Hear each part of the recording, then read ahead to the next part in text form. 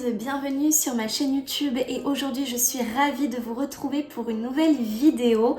Cette fois-ci donc on est sur la section anglais, l'une des langues certainement les plus importantes pour vous. J'ai bien conscience que beaucoup d'entre vous êtes en train d'apprendre cette langue internationale et donc aujourd'hui j'ai décidé de vous proposer une première leçon de grammaire, la première que je fais avec mes élèves et qui est certainement la plus importante quand on commence dans la langue.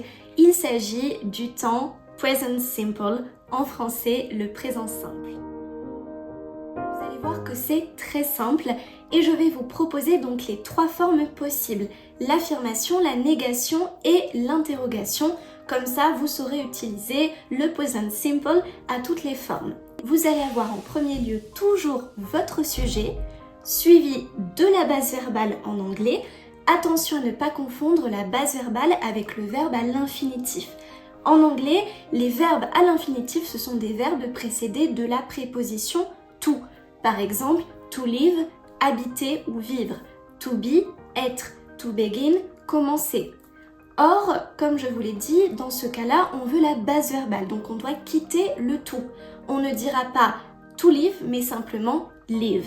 I live, j'habite. Pour une négation, vous allez utiliser le verbe modal do, qui en anglais signifie faire, mais qu'on utilise très souvent pour la construction des négations, sauf qu'on le veut à la forme négative, donc ce ne sera pas do, mais do not.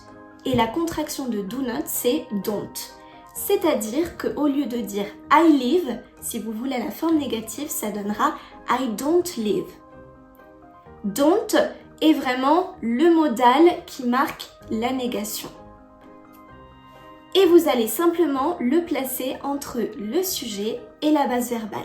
Donc au lieu d'avoir sujet et base verbale, vous allez avoir sujet plus don't plus base verbale. I live, I don't live.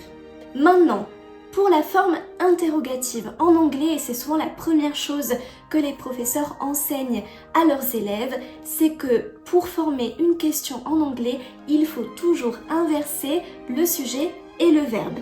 C'est-à-dire qu'au lieu de dire you live, on va devoir dire do you live. Il va falloir donc inverser ici le verbe modal do avec le pronom personnel qui suit. Donc au lieu de dire I don't live, ce sera do you live. Toujours le verbe modal suivi du sujet et de la base verbale. Ça donc c'est la formation pour une interrogation. I live, I don't live, do you live. Pour la troisième personne du singulier, alors si vous ne savez pas les pronoms personnels en anglais, on pourra les revoir, mais basiquement donc c'est I, you, he, she, it, we, you, they. Pour la troisième personne du singulier, il faudra toujours mettre un S à la fin du verbe, très important et souvent on l'oublie. Par exemple, I live, you live, he lives, avec un S à la fin, très important et toujours pour tous les types de verbes au présent de l'indicatif. I, you, he, she, it, we, you, they. Pour la troisième personne du singulier, il faudra toujours mettre un S à la fin du verbe, très important et souvent on l'oublie. Par exemple, I live, you live, he lives, avec un S à la fin, très important et toujours pour tous les types de verbes au présent de l'indicatif. Premièrement, pour un état permanent, c'est-à-dire pour parler de quelque chose qui ne change pas. Par exemple, je m'appelle Emma, c'est mon nom, il ne va pas changer, je suis née avec, my name is Emma.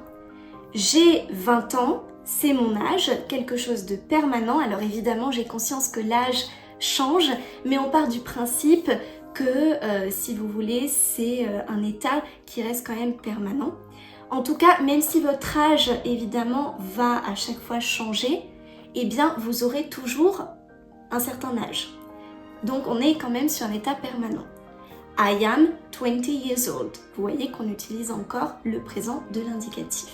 Deuxième emploi, très important aussi, qu'on oublie parfois du présent de l'indicatif en anglais, c'est pour parler d'une routine, comme en français. Par exemple, I wake up every morning at 7 o'clock. Je me lève tous les matins à 7 heures du matin. Enfin, je me lève tous les jours à 7 heures. Là, on est bien sur une routine, donc on utilise le present simple, le présent de l'indicatif. Voilà, donc j'espère que cette petite vidéo vous aura plu. Alors évidemment, je pourrais encore vous dire certaines choses sur le présent de l'indicatif. Vous allez voir, donc en fait, il y a d'autres cas, d'autres exceptions, parfois des lettres qui sont modifiées. J'ai essayé simplement de vous donner vraiment les règles générales et peut-être que je tournerai une autre vidéo plus spécifique sur les exceptions du présent de l'indicatif. En tout cas, n'hésitez pas à me dire dans les commentaires si la vidéo vous a plu et je vous propose donc de vous retrouver prochainement pour une nouvelle leçon de langue. Ciao ciao!